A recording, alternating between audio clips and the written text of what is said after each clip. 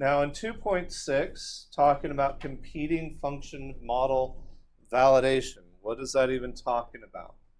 Well, what we want to talk about in the lesson today and tomorrow is we're talking about we are going to be given situations or data or different things like that, and we want to know what function best fits this data or the situation that we have. And the ones that we're going to kind of focus in on today and tomorrow are linear, quadratic, and exponential. Now, at the beginning of this unit, we kind of compared linear versus exponential. Back in our previous unit, Unit 1, we compared linear and quadratic. So what we do first here should be a little bit of review. We are going to be comparing linear, quadratic, and exponential, kind of talking about their different features, reminding ourselves about their different features, and determining which one best fits. Tomorrow, we will continue thinking about in that train of thought, but we will also be we're going to be looking heavily at some data sets, and we're going to be talking about how we can use the residual plots to determine best fit. So today, we have our linear, quadratic, exponential. Our linear functions, just as a reminder, we have that constant rate of change. That constant change is additive. The first difference is going to be the same, and linear functions only increase or decrease. Quadratic functions, as we've seen in the past, the rate of change changes at a constant rate, meaning our second difference is the same. And we can have repeating y values. Also, quadratic will have increasing and decreasing happening. We can have both. Exponential is very similar to linear. Our rate of change is going to be proportional. Our y values change proportionally. That proportional rate of change. That constant change is multiplicative. So when we talk about being proportional, that the change or the growth is proportional, we actually mean that it's multiplicative. If we can see that multiplicative behavior, then we have a proportional growth. Exponential functions always also only increase or decrease, so very similar to linear. We have that constant change happening, but instead of being additive, we are multiplicative. And they both only increase or decrease. So, I want you guys to go ahead and take a couple minutes. We have 4 tables here of some points, and I want you to decide what type is best represented by the data, or what type is represented by the data given. Is that data linear, quadratic, or exponential data?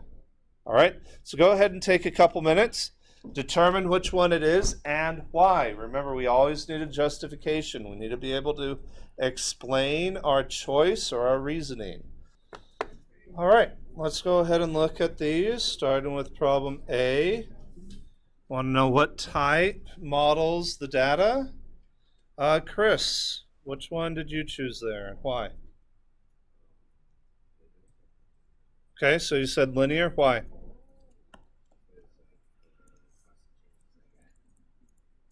All right, and what is that additive value that we're doing? What's being added every time? Negative 2.2. Yeah, so we're minusing 2.2 every time. So we definitely have that linear situation here. We have that constant additive rate of change. All right, good. So that one is definitely linear. We have that. We are subtracting the same amount every time. That additive situation. All right, B. Are we good with A, guys? Okay. B, Orlando, which one is that one? Why did you pick exponential? All right, very good. So yeah, that is definitely exponential. We are multiplying by 4 every time. So we have that proportional growth. Remember, we said being multiplicative means we're proportional. So we have that proportional growth.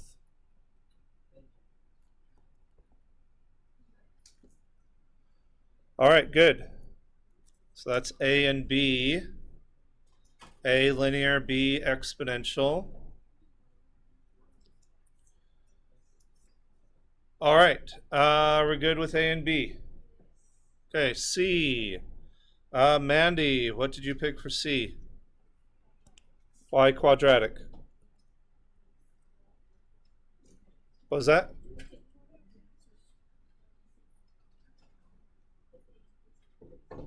So, okay, so that's one of our reasons. So definitely quadratic. We see that we are decreasing and then increasing here. All right, we have that decrease and then increasing kind of going on. Did anybody look at it differently and determine it's quadratic? What else can we look at? The terms? What do you mean, Tyler?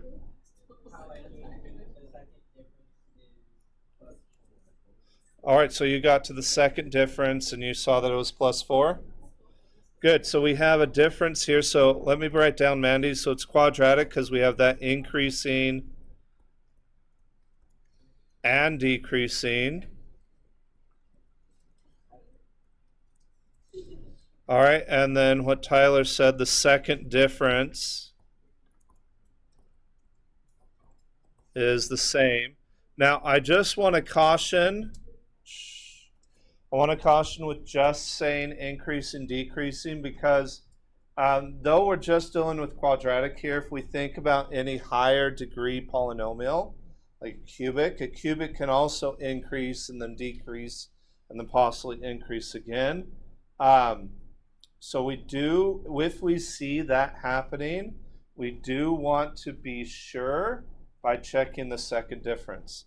And so we go down through our differences, we see -6, then -2, and then +2. And then look at the second difference, and we see +4, +4. And so having that second difference the same is kind of a confirmation that, hey, yeah, that is definitely a quadratic. All right. And then D. I'm not going to write anything down, but what did you guys get for D? Quadratic for same reasons? Okay, good. All right, let's go ahead and look at problem number 2. So what we're going to be doing now in the rest of the lesson is we have 3 situations, 3 different problems with 3 different situations, and each of them is either a linear situation, a quadratic situation, or an exponential situation. So what I want you guys to do is to talk about it. I'll read through it with you guys first, but then I want you guys to talk about it and kind of determine amongst yourselves, what do you think it would be and why? So this problem here, our first one, we have a taco making company has a fixed overhead cost of $50,000 for rent, insurance, and other expenses. That's what they have to pay. Before being able to make any tacos, they have to pay $50,000 for all that stuff. Then, as they start making their tacos, it costs an average of $0.26 to produce each taco. So assuming these are the company's only costs, answer to the question. So what I want you to do first is part A. Which model would best fit the situation? Is this quadratic? Is this linear? Is this exponential? Think about what's going on. What would be the situation and why? All right? So go ahead and think about that. Talk about it in your groups. All right, everybody, thank you for your conversations. Let's go ahead and bring it back. So before we start shouting out our thoughts, I want us to kind of look at what's happening with the numbers. So I'm going to make a table of values to kind of represent what's going on, and it will help us visualize and see what is actually happening. So for my X, this is going to be the number of tacos. Running out of space there, number of tacos. And then for my Y, this is going to be total cost. Now,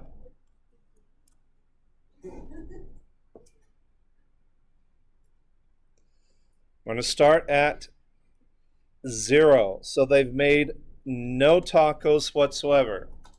What is their total cost? $50,000. Remember, before they could make anything, they have that overhead cost for rent, insurance, and other expenses. So we do have an initial amount. All right, let's say they made 1 taco. What is now their total cost? $50,000 and 26 cents. So what happened? It got added, right? So they made a taco, added on to their cost. We added, all right. Now, after making 2 tacos, what is their total cost? 50,000 and what?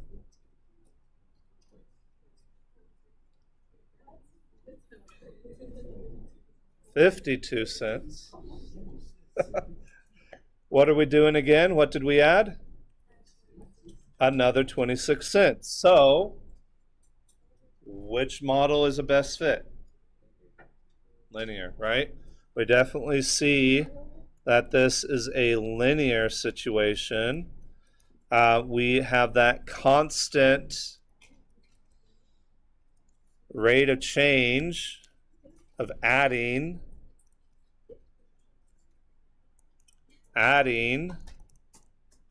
26 cents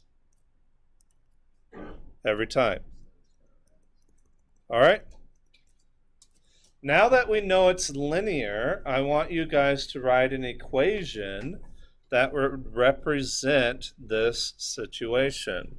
Now remember, we have a couple different forms of linear equations that we could use. Some of you might want to use our y equals mx plus b. We also have the one we used earlier in this unit, y equals y sub 1 plus m times x minus x sub 1. That could also work. But I want you to go ahead and write an equation for C for the total cost to produce the tacos. What would be an equation that we could have? So I'm going to use my second form, but I'm going to show you how we can get an equivalent slope-intercept form from that. So I have my point for y1 and x1. I'm going to use my first point, 0, 50,000. So I'm going to have 50,000 plus my slope. What is my slope? Right, that 0.26, what's happening every time. And then that is x minus 0. Now x minus 0 would just be x. So as I saw in a lot of you guys' paper, that would just simplify to 50,000 plus 0.26x. Or some of you had that written in the other way, 0.26x plus 50,000 in the slope-intercept form, kind of mx plus b. That's fine as well. But that would be our equation. Now, I know some of you have already done so, but if you haven't, I want you to use your model from B to predict how much the company needs to spend to make 57 tacos. So let's see, to find out how much it makes, or how much they have to spend to make 57 tacos. All right, Gabriel, what did you do to find that out? I put 50,000 plus 0.26 times 7. So you plugged in the 57, so good. So 50,000 plus 0.26 times 57, and what did you get? $50,014.82. $50,014 and what? 82 cents. 82 cents. That's what I have as well. All right, there we go. Any questions on that, guys? Questions? All right. Let's see. Okay, so problem number 3, go ahead and turn the page. Does everybody have problem 2? Good there? All right, problem number 3.